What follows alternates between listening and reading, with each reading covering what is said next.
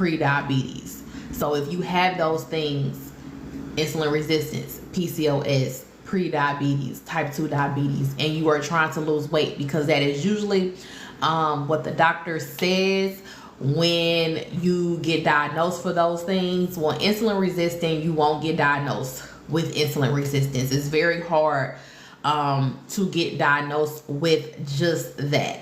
You will have to be diagnosed with PCOS. You would have to be diagnosed as a pre-diabetic or have diabetes type 2 before they say anything about insulin resistance.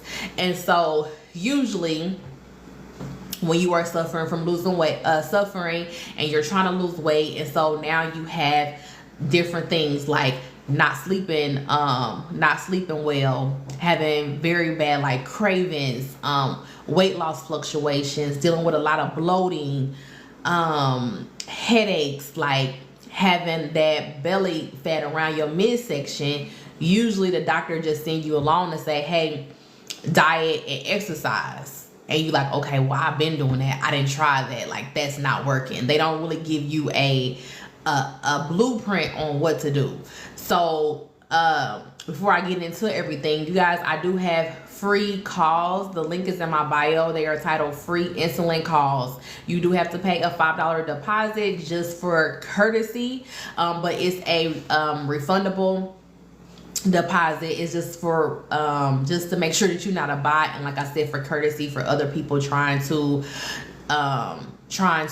schedule as well. So I do have these calls. These calls help you gain more clarity, and it also helps me create more content, and better content, because I know exactly the questions that you are needing help with, and then I can make a video, because most of the time, like, it's crazy, the women who I have spoken with, like, everybody is just so aligned and they haven't even spoke with each other.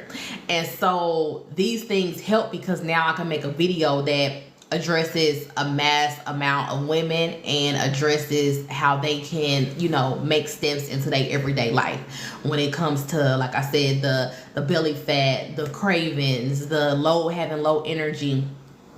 I can make content around that, so to give you tips to implement, so therefore that will be changed. And so, like I said, the link is in the bio.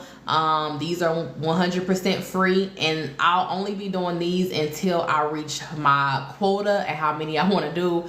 Once those are done, I don't know when those will be coming back, because I got so much stuff coming up for the new year plan for you guys. Like, I have a cookbook coming up. I have like more groups coming up. I already have my Facebook group, but I want to do so much more in my Facebook group. I also am revamping right now my 4-week challenge. Was 100% free, and it still will be 100% free. So I'm working on that ebook right now, and like, so that ebook is to tame those sugar cravings and give you the blueprint to actually see results and have long-lasting weight loss. And so I have so much coming up just down the pipeline that, like, these calls, I need y'all to book these calls. Like, they're free. I need y'all to go ahead and book them. Like, I get comments all the time saying, hey, I need help. I'm suffering from belly fat. Thank you so much for likes. I'm suffering so much from the belly fat. Like, how did your stomach go down? Like, how did you reverse your pre-diabetes? Like, yeah, I'm suffering from the low energy too. I have really bad insomnia. Like, I really need your help. And so not only do I have all of this free content, I'm also working on a free ebook, like revamping this whole ebook that's full of detail and information and week by week guide. I'm also having these free calls. So take advantage of everything that I'm offering you guys. So back to what I was saying, when you go to the doctor and you dealing with all of this, the doctor just constantly tells you to lose weight. And it becomes to get discouraging, because like, if they never give you a diagnosis, and 9 times out of 10 they won't give you the diagnosis of insulin resistance, then you could be eating healthy, and that healthy thing could be making your insulin resistance worse. And so a lot of people automatically assume that you may be a person who's eating cookies and cakes and all of this stuff 24/7, and that you have not implemented anything healthy into your life.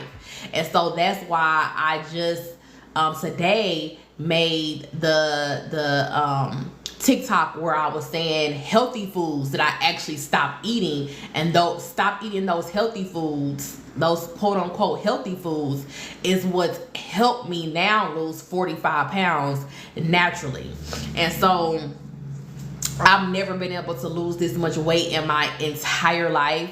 I really thought that I would have to get an injection, or I would have to get surgery, because that's kind of what the doctors were saying. If the doctor wasn't saying that, they just were saying that I was undisciplined and I ate too much. But the thing was, like, I was constantly fasting. I was constantly eating healthy, what I thought. I was working out, like doing 10,000 steps a day, working out in the gym, all of that, and still couldn't lose weight. And so when I would sit at the doctor's office and tell the doctor what all I'm doing, the doctor would kind of have this look on my face as if I was lying or something. But like, I wasn't lying. I really was trying to find a solution to not only my weight issue, because I was the biggest I've ever been, you know. I was also trying to find a solution to my energy issue. Like, my energy was super low. I was always fatigued. I had very bad blurred vision.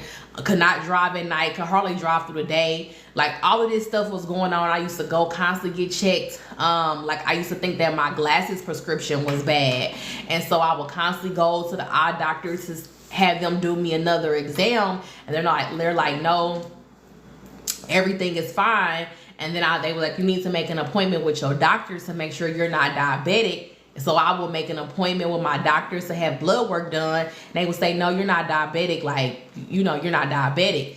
So it would just constantly keep on putting me in a loop, because then the doctor would say, no, like, it has to be your glasses, you know, it has to be this, or just try to change your diet up, eat more healthy. But like I said, I had already been eating healthy. So I was constantly stuck in this loop of doctors and no real solutions that made any kind of results in my life. I was kind of just sent home to figure it out, and was made to feel a little bit more discouraged. And so I made a TikTok. Like I said, I'm not gonna be on here long tonight, y'all. I'm actually about to get off of here. So I had made a TikTok about like healthy foods that I stopped eating to help me lose 45 pounds. I lost 40 pounds in 4 months, and now the other 5 pounds is trickling off. I'm almost out of the 200s, y'all. I'm almost out of the 200s. I have not been out of the 200s in close to about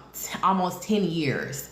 So to see one in front of the numbers of my weight, like, that's gonna be a shocker. I have not seen that in almost 10 years. And so and I did this 100% natural. I don't take any GLP injections. I have not had any kind of surgeries, VSG, gastric sleeve, and I don't take any pills. I don't take any appetite suppressants, or I don't even do apple cider vinegar. Like, I don't do none of that stuff. Like, this is a real lifestyle change, and I'm not going to be doing apple cider vinegar for the rest of my life. So why would I pick it up to start doing it? So that was just my train of thought. But the healthy foods that was keeping my insulin levels spiked, my blood sugar spiked, because that's really the thing of having elevated blood sugar. And so that actually keeps your body from burning fat.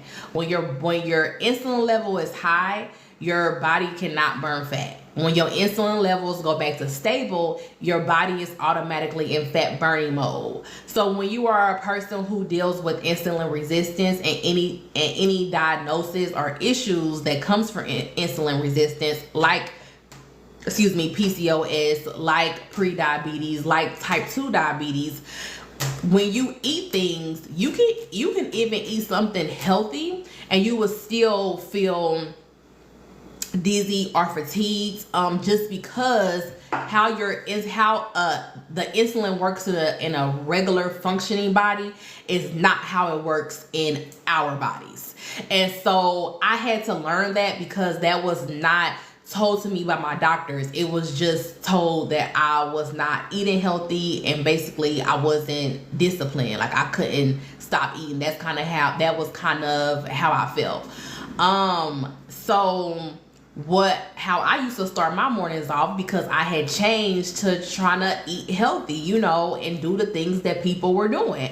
So I used to start my morning off with some scrambled eggs, some avocado toast, and then I would make a smoothie. So the smoothie would consist of like some ripe bananas, spinach, berries. That would be like my home cooked or home meal. If I was dining out and I just wanted to go grab something, I would go to Smoothie King and I would get, you know, the smoothie with all the pineapples and all of that stuff in there. So this is considered healthy. Smoothie King is not, you know, a Starbucks or not caffeine or anything like that. This is considered a healthy drink. Well, when you are suffering from insulin resistance and the things that come from insulin resistance, all of that, what I was doing was spiking my blood sugar high, because the avocados, that's fat. And so you still have to really monitor your fat when you are suffering from insulin resistance.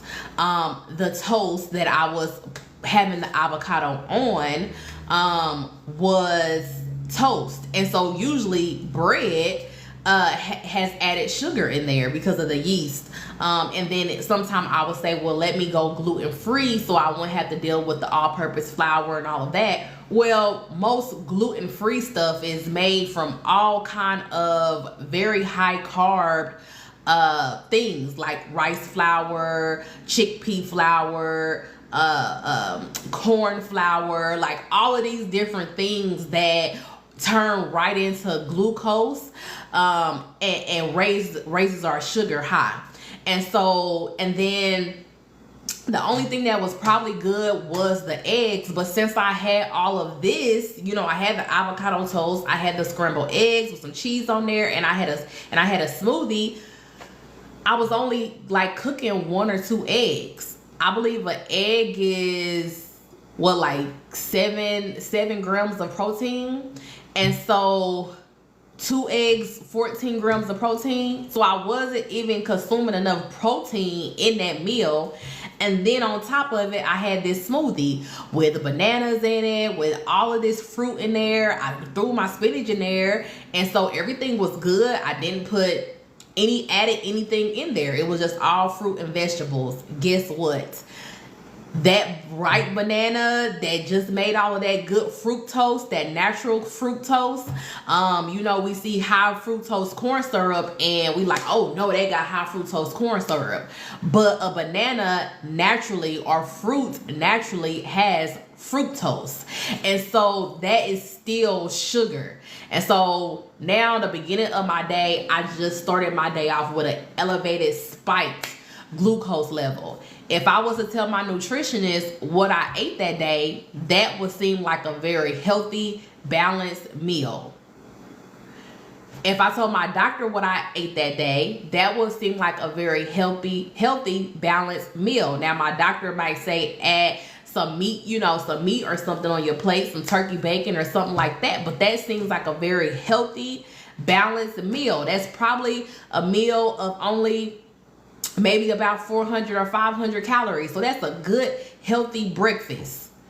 But when you are insulin resistant, that just was a ton of sugar that you just put into your body, and now your insulin levels are spiked.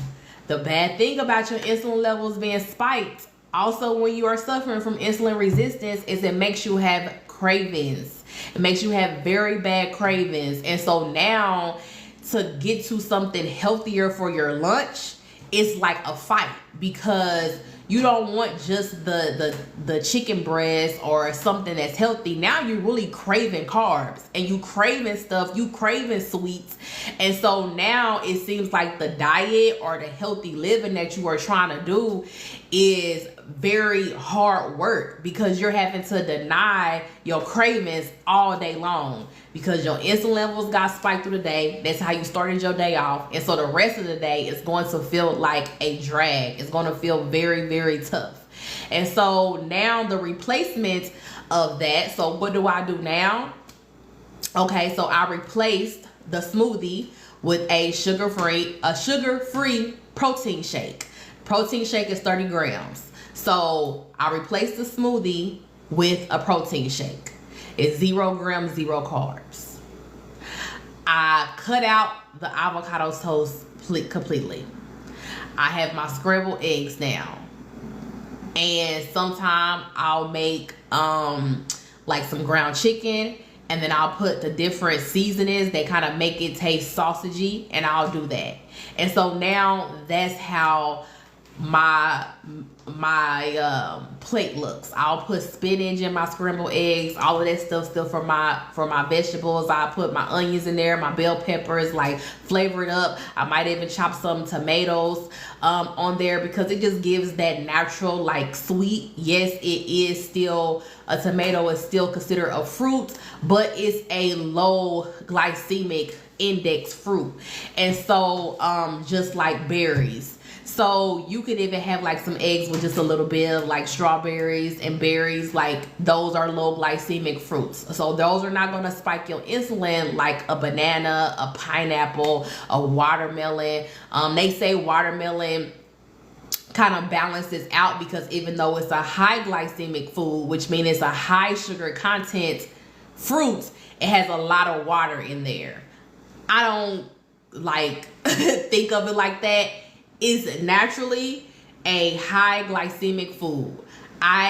If my body is already not functioning properly, I don't want to just assume that my body is going to know how to use that water to balance it down. Like, I'm not going to assume that.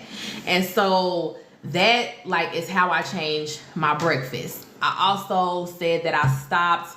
What else did I say? I said avocado toast. Oh, so we had talked about it. So the smoothie, I stopped doing that. Like if I go to Smoothie King now, they have a smoothie with like a vegan protein powder. You can add vegetables or fruit to it, and that's it. You can add like if you want some almond milk or whatever to it, but that's it. So, and then I get the vanilla flavor. I don't get the strawberry flavor.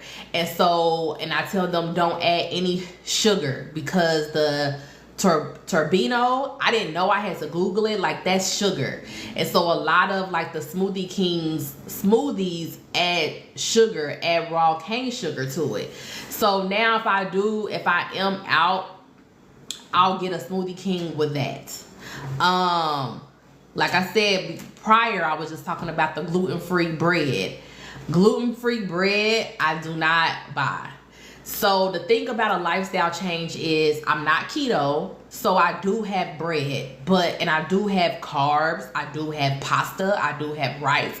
I still have all of that stuff, but I eat that stuff like 20% of the time. 80% of the time, I focus more on a low glycemic diet. And so gluten-free bread, I don't buy, because like I said, it has all of these starches to make it hold together, because usually not to get too bakey or cookie or like scientific, but when you use all-purpose flour has the gluten in there. Gluten like is gonna hold stuff together. When you have gluten-free flour, it doesn't have the gluten from that all-purpose flour, and so to make something sticky and hold together, they usually use starches. So you'll see like tapioca starch. You'll just see a lot of different starches. Also, like I said, they'll use like rice flour, corn flour, because normally if you're buying it off the shelf, they're not going to be able to use too many different flours that are like very hard to find, because that will probably make that loaf of bread $30. And so to still make it a little bit reasonable in price, they're gonna use white rice flour, brown rice flour, corn flour, chickpea flour, some other type of white bean flour, like almond flour, and it's gonna be all together on top of all the starches. And so really, when you think about it, is actually healthier if I just say, hey, this is my 20% of the time that I want to indulge, and so I'm just gonna eat a regular piece of bread. It's because I know kind of what's in it, and it's simple. I know it's not a whole lot of different carbs that I'm eating. I didn't just eat rice and corn and all of these different things. And so that's kind of how I think about that. My doc told me to eat pumpernickel bread. What are your thoughts on that? I've never heard of pumpernickel bread. I've never heard of. I know a lot of people do sourdough bread because sourdough bread is sometimes seen as a healthier version. I say 20% of the time, eat the bread you want to eat, and that 80% of the time. So to make it realistic, if you can, out of 1 to 2 days, choose them days to eat the bread. Just your regular bread, and then you go to even eating gluten-free bread. That's a huge taste difference. Some of these breads taste like literally cardboard, and it's like a taste adjustment. And so who wants to do that? Like, who wants to not have pleasure with their lifestyle change? And so I think that's what makes a lot of people not stick with it. And then, like I said, I've never even heard of that bread. So then where would you go to get that bread? How much is that bread? So doctors kind of throw out all of this stuff, hey, go to the farmer's market. They have it. And it's like, okay, so now, like, not only am I trying to be healthier, I have to maneuver my life around to even find this bread, this food that you told me to get. So I know they mean it from a good place, pumpernickel is delicious. You should try it. Yeah, I never heard of it. Like, I literally never heard of it. So I don't even know, like, where to even get it. I don't even know where to get it. I have never heard of it. But like I said, if that's the bread that you like if that's your normal bread that you like, then just do that, but do it in moderation. When you're doing a lifestyle change, you have to understand that, for one, if you're dealing with insulin resistance, PCOS, type 2 diabetes, pre-diabetes, everything is going to spike your insulin out of whack. Some things are going to spike it higher than others, but because your body is not functioning properly how it should be, your insulin is going to spike high regardless of what you eat at the beginning stages while you're trying to reverse that. So that's why after most people eat, they get dizzy, they get lightheaded, they get fatigued, and they could be eating healthy, but it's like after every meal, they have that drop of energy. And it's just because the body is not working properly. Now, it's not working as bad as if you are a type 2 diabetic. The insulin resistance part, if you don't have any other diagnosis on top of that, which, like I said, you won't get diagnosed with insulin resistance. You only will get diagnosed with that once you have something else on top of it. Where was I going with that? Oh, that's like the beginning stages of it. So that means that you really, if you don't have any other diagnosis on top of that, you said, wow, I have all those symptoms. Yeah, so if you don't have any other diagnosis on top of that, like if you have not been diagnosed a pre-diabetic, because I was once diagnosed a pre-diabetic, but I reversed that. You won't, you don't have diabetes type 2 or those different things. You just have the insulin resistance, which I'm not saying just to minimize it, because it's a big thing. Like it definitely, if you're trying to lose weight, because that's usually what the doctors say, hey, lose weight, change your lifestyle, get healthier, and like you'll start feeling a lot better. And it's like, how do I do that? Because I'm trying to eat healthy. I'm trying to do better, and it's not working. So as you start to consume a more lower glycemic diet, at least 80% of that time. So when it comes to fruit, do berries. Don't do bananas. Don't do pineapples. Just do berries. Just when it comes to fruit, if it's a strawberry, a berry, you can have it. That's still something that could be in moderation, but at the beginning stages, I don't focus more on that. I focus more on, let's cut out the high glycemic stuff that I'm doing. And so if you could just cut out stuff with added sugar. So like the pumpernickel bread, for example. Most bread has added sugar in there. Some breads add more added sugar than others. And so if I'm going to consume something with added sugar, I'm going to fit that into my 20% of the time. Like really, when you're doing a lifestyle change is intentional. And so nothing happens like by accident. Stuff is intentional. Like I could be shocked that I lost 45 pounds and I'm still losing weight, because I am shocked that I lost 45 pounds. Like I said, I'm getting ready to be 100 and something pounds. I haven't seen 100 and something pounds in probably like almost 10 years. And so I'm very shocked on the results coming, but I also know that I've been very, very intentional on studying and finding a solution, because I did not want to have an injection. I did not want to have surgery. I really felt like that I could do this naturally. I needed to figure out what was going on with my body, and I needed to figure out how to heal this. And so it really is, you are healing your liver. Like insulin resistance comes from a liver that is overconsumed with sugar. That's how insulin resistance happens. And so sugar, meaning things that are high glycemic foods, because everything turns to sugar when we eat it. But the amount of sugar that it turns into depends on what type of food you eat. I don't want to confuse y'all, but that's where it's all stemming from. It's all stemming from a liver that is overrid with a lot of sugar because of what we are consuming.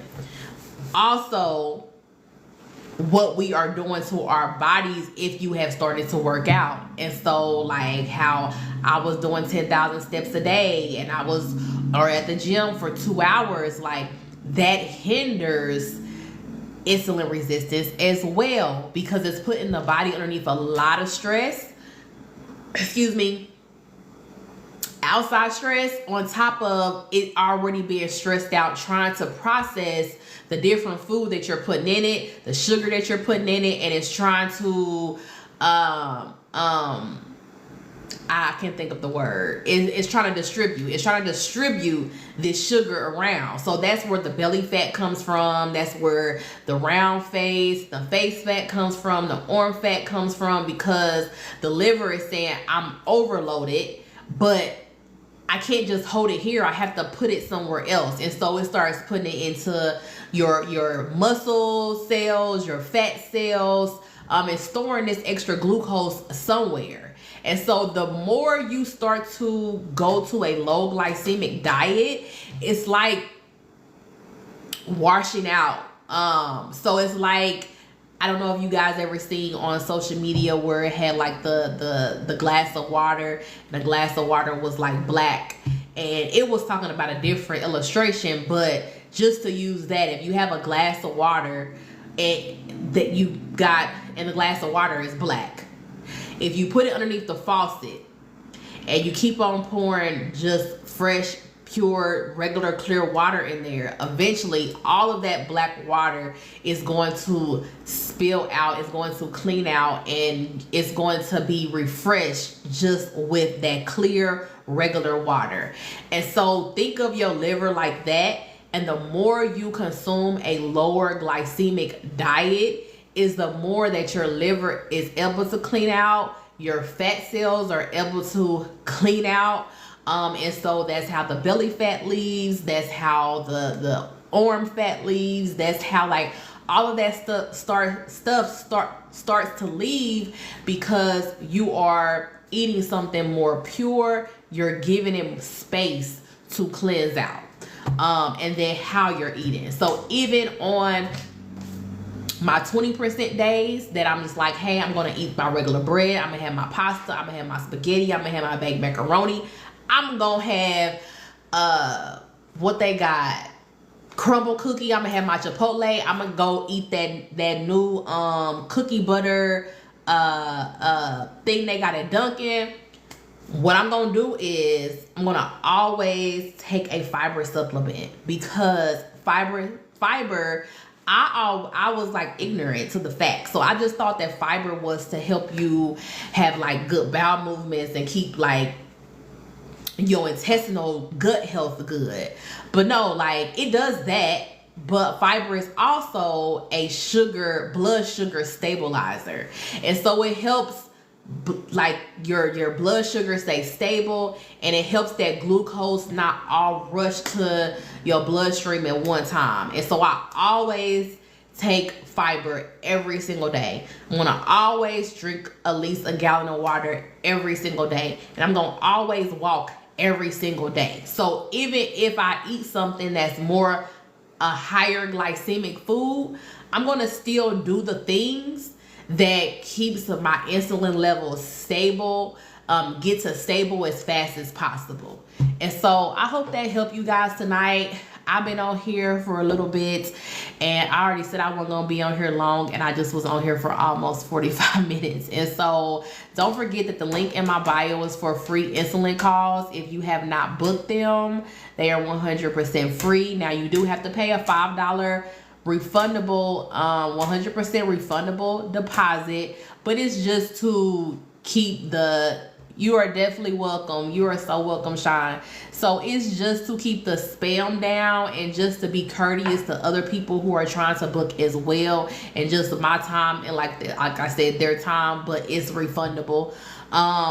So I also have the Facebook group, so I'm in there every single day. We post food, we just have a good time. I done had one of my lovelies, she's getting ready to get married in 2 months, and she said when she first tried on her wedding dress, it took 3 people to help her into this wedding dress, and she could barely fit it.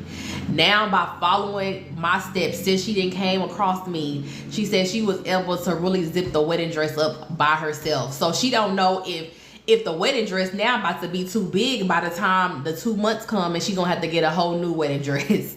I done had another lovely lose 26 pounds in 26 days.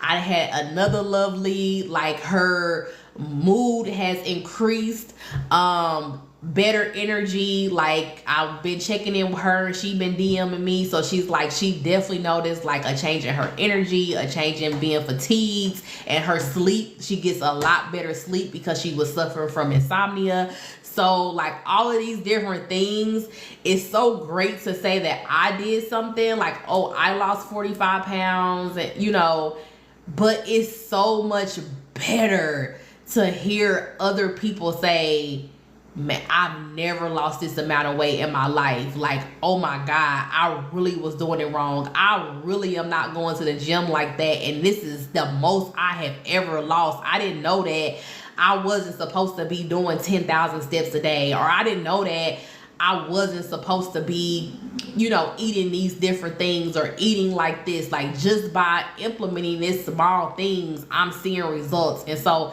that right there is just a blessing in itself. And hopefully I can continue to help and just be of service to you guys. And thank you so much for tuning in, following me, and just talking to me, y'all. Just talking to me. Thank you so much. Thank you so much. And I hope that I get more testimonials and hear more great things from you all. So I'm gonna let you go because I'm getting ready to like go to bed. But y'all have a good night. Until next time, y'all, I love y'all. Bye.